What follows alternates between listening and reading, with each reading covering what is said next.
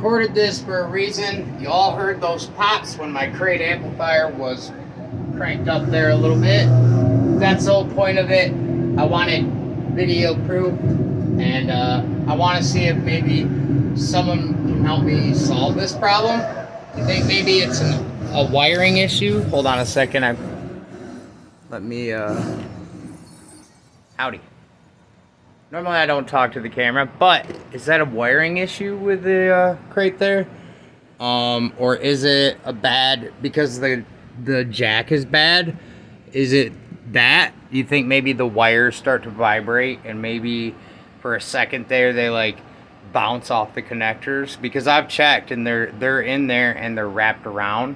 So there's no way that it Yeah, so they're wrapped with electrical tape down in there. So there's no way really that could do it, or maybe one of the wires to one of the speakers is bad.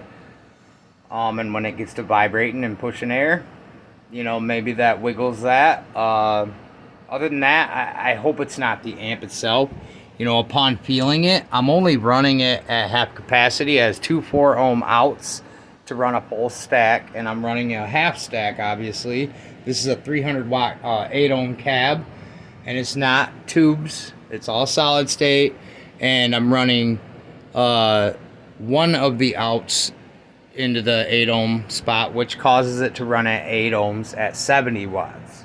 Now, I had it running with both cables out and into the crate cab, and I was getting this pop noise real quick, real fast, a lot. And I was like, what the heck? Maybe it's because I was overloading the cab, I thought.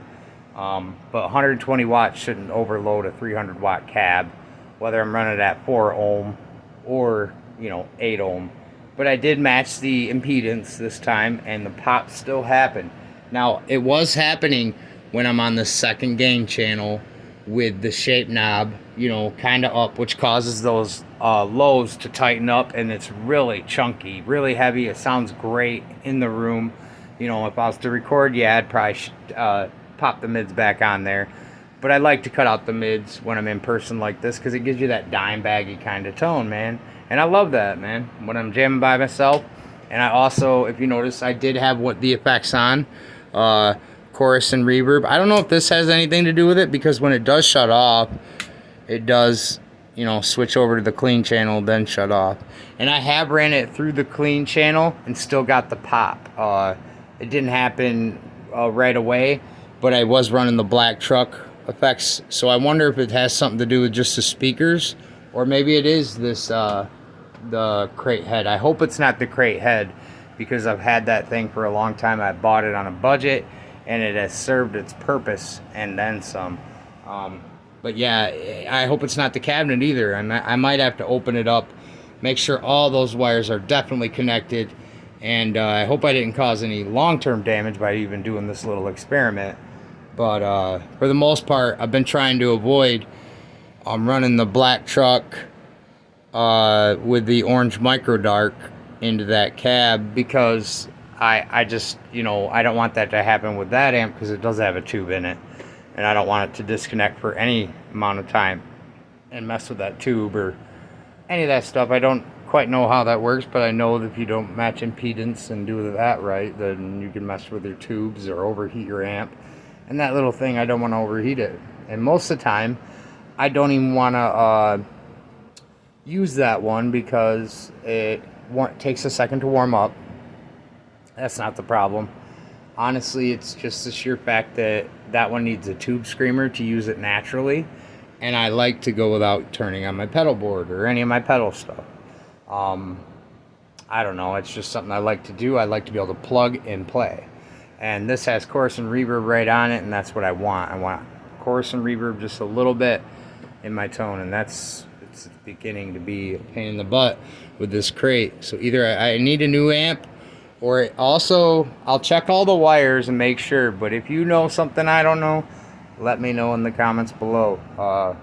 A friend of mine told me it might have been a power issue. So what I did was, I know that this side of my home has great power, and with great power comes great responsibility. No, it has good power over here. So I took this one and I ran it all the way over here with another surge protector with a fuse built into it, and that I check after the pops to see if it affects the fuse in those, just to see if it was a surge of power, and it's not.